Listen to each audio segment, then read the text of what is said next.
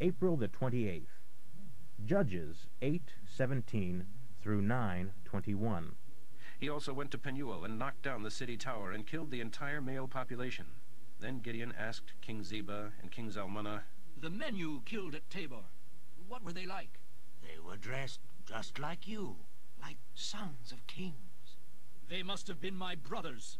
I swear that if you hadn't killed them, I wouldn't kill you." Then, turning to Jether, his oldest son, he instructed him to kill them. But the boy was only a lad and was afraid to.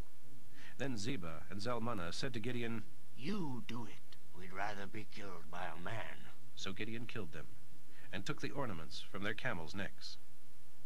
Now the men of Israel said to Gideon, "Be our king! You and your sons and all your descendants shall be our rulers! You have saved us from Midian! Be our king! "I will not be your king, nor shall my son. The Lord is your king. However, I have one request. Give me all the earrings collected from your fallen foes." For the troops of Midian, being Ishmaelites, all wore golden earrings. "Gladly!" They replied, and spread out a sheet for everyone to throw in the gold earrings he had gathered. Their value was estimated at $25,000, not including the crescents and pendants, or the royal clothing of the kings, or the chains around the camels' necks. Gideon made an ephod from the gold and put it in Ophrah, his hometown. But all Israel soon began worshipping it, so it became an evil deed that Gideon and his family did. That is the true account of how Midian was subdued by Israel. Midian never recovered, and the land was at peace for 40 years, all during Gideon's lifetime. He returned home and eventually had 70 sons, for he married many wives.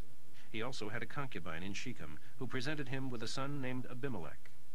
Gideon finally died, an old man, and was buried in the sepulchre of his father Joash in Ophrah, in the land of the Abiezrites.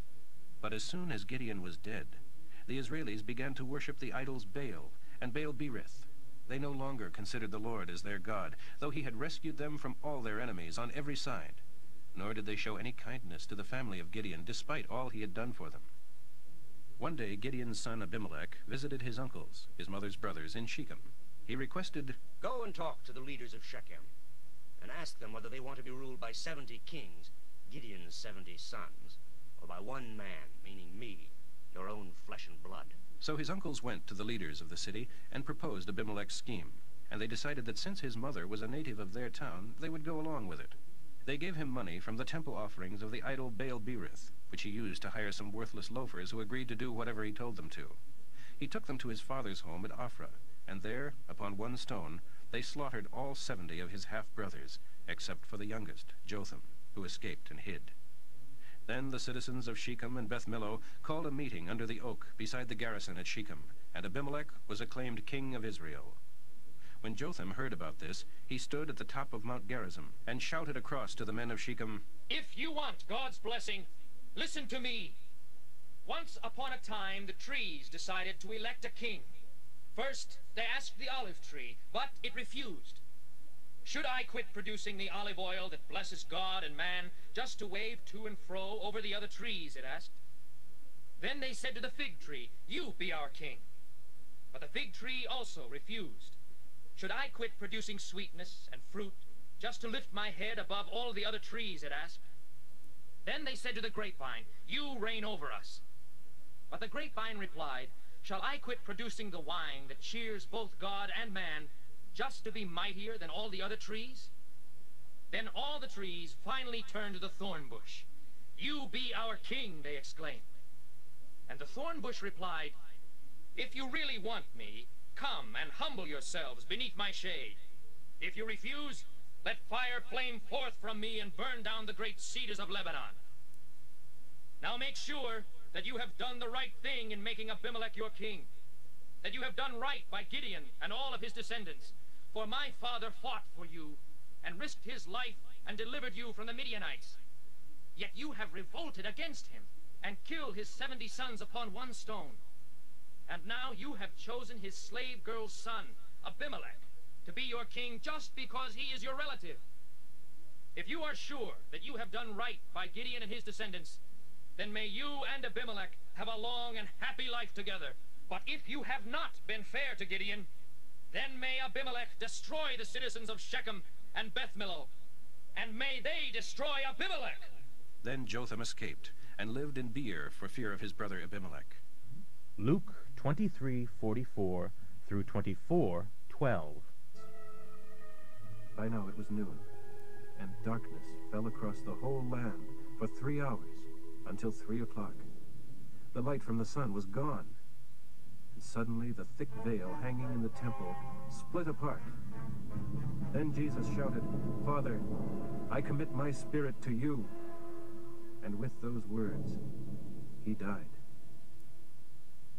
When the captain of the Roman military unit handling the executions saw what had happened, he was stricken with awe before God and said, Surely this man was innocent. and when the crowd that came to see the crucifixion saw that Jesus was dead, they went home in deep sorrow. Meanwhile, Jesus' friends, including the women who had followed him down from Galilee, stood in the distance, watching. Then a man named Joseph, a member of the Jewish Supreme Court from the city of Arimathea in Judea, went to Pilate and asked for the body of Jesus. He was a godly man who had been expecting the Messiah's coming and had not agreed with the decision and actions of the other Jewish leaders. So he took down Jesus' body and wrapped it in a long linen cloth and laid it in a new unused tomb hewn into the rock at the side of a hill. This was done late on Friday afternoon, the day of preparation for the Sabbath. As the body was taken away, the women from Galilee followed and saw it carried into the tomb. Then they went home and prepared spices and ointments to embalm him. But by the time they were finished, it was the Sabbath, so they rested all that day as required by the Jewish law. But very early on Sunday morning, they took the ointments to the tomb and found that the huge stone covering the entrance had been rolled aside. So they went in, but the Lord Jesus' body was gone. They stood there puzzled, trying to think what could have happened to it. Suddenly, 2 men appeared before them, clothed in shining robes, so bright their eyes were dazzled. The women were terrified and bowed low before them. Then the men asked, "Why are you looking in a tomb for someone who is alive? He isn't here. He has come back to life again. Don't you remember what he told you back in Galilee? That the Messiah must be betrayed into the power of evil men and be crucified, and that he would rise again the 3rd day." Then they remembered and rushed back to Jerusalem to tell his 11 disciples and everyone else what had happened. The women who went to the tomb were Mary Magdalene and Joanna and Mary, the mother of James, and several others. But the story sounded like a fairy tale to the men. They didn't believe it. However, Peter ran to the tomb to look. Stooping, he peered in and saw the empty linen wrappings. And then he went back home again, wondering what had happened. Psalm 99, 1 through 9. Jehovah is king. Let the nations tremble. He is enthroned upon the cherubim. Let the whole earth shake. Jehovah sits in majesty in Zion, supreme above all rulers of the earth. Let them reverence your great and holy name. This mighty king is determined to give justice. Fairness is the touchstone of everything he does. He gives justice throughout Israel. Exalt the Lord, our holy God. Bow low before his feet. When Moses and Aaron and Samuel, his prophet, cried to him for help, he answered them. He spoke to them from the pillar of cloud, and they followed his instructions. O Jehovah, our God, you answered them and forgave their sins, yet punished them when they went wrong. Exalt the Lord our God, and worship at his holy mountain in Jerusalem, for he is holy. Proverbs for today, 14, 9 through 10. The common bond of rebels is their guilt. The common bond of godly people is goodwill. Only the person involved can know his own bitterness or joy. No one else can really share it.